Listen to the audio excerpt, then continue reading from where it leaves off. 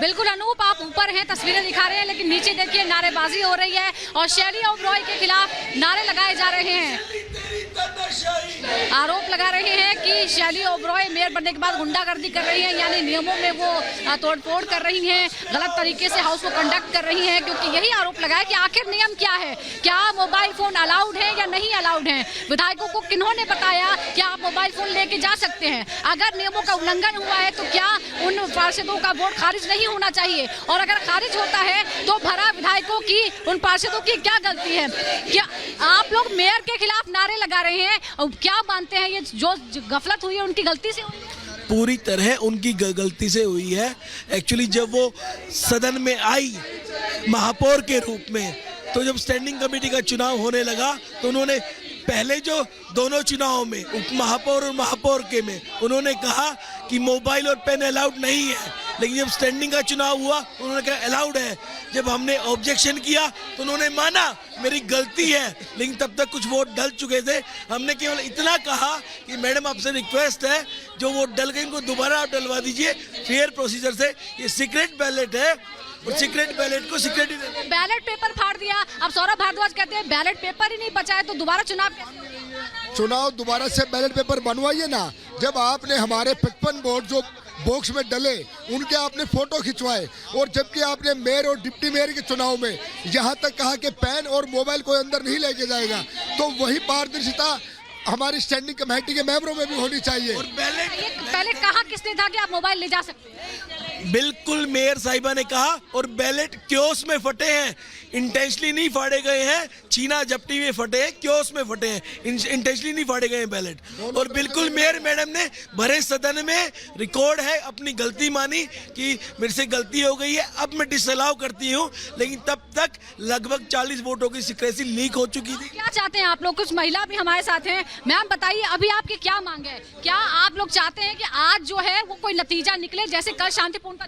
बिल्कुल चाहते हैं मैम हम कि चुनाव हो स्टैंडिंग कमेटी के और सभी मेंबर्स उसमें इलेक्ट हों, लेकिन चुनाव का तरीका फेयर होना चाहिए। जब मेयर डिप्टी मेयर के लिए एक रूल्स सेट कर दिए गए थे तो अचानक स्टैंडिंग कमेटी के लिए उन रूल्स को क्यों तोड़ा गया? और उसके बाद जब कहती हैं कि 47 वोट्स पड़ चुके हैं, उन्होंने कहा कि ठीक है I accept all the rules and regulation. ये क्या चल रहा है? आप एक एक घंटे के लिए बारी बारी हर 5 मिनट बाद आप हाउस को स्थगित कर देती हैं। 1 घंटे का मतलब वो 2.5 घंटे में आती हैं, 15 मिनट का मतलब वो 1.5 घंटे में आती है। ये क्या चल रहा है? उसके बाद वो ये कह रही है कि चुनाव अब होगा तो 56 नंबर से होगा। क्यों होगा?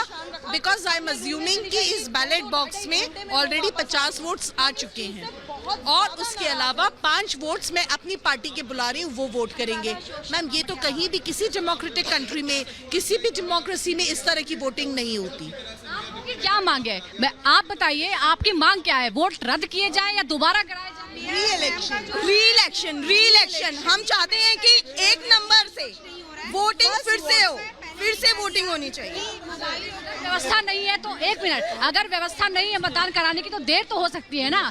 अगर बैलेट पेपर नहीं है तो क्या आप इंतजार करेंगे? कोई बात नहीं, आप रीप्रिंट कराइए, पूरी मीडिया की प्रेजेंस में आप सारी रिवोटिंग दोबारा कराइए।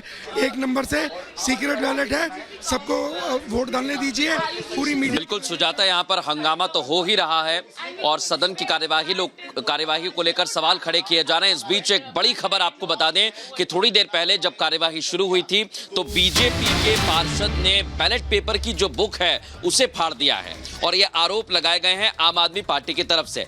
बैलेट पेपर की जो बुक है, दर्शकों को हम एक बार फिर समझा दें, बुक थी और जो सदन कार्यवाही शुरू होते ही वहां रखी गई थी, लेकिन एक पार्षद पहुंचते हैं और उसे फाड़ देते हैं। इसको लेकर आम आदमी पार्टी के तमाम नेताओं ने सोशल मीडिया के जरिए भी आरोप लगाया है। लेकिन ये घटना जिस समय घटी उस समय बीजेपी के पार्षद वेल में थे और उनकी यही मांग थी कि वो शुरू से वोटिंग कराएं, क्योंकि जो कानून का उल्लंघन किया गया है, पहले कहा गया कि मोबाइल अलाउ नहीं है, फिर कहा गया कि मोबाइल अलाउ है, अब कहा गया कि कानूनी सलाह ली गई है, उन्होंने बताया कि मोबाइल ले जा सकते हैं लेकिन उसे साइलेंट पे रख सकते हैं। तो यह असमंजस की स्थिति बनी हुई है और इस बीच बीजेपी के पार्षद ने बैलेट पेपर की जो बुक है उसे फाड़ दिया है।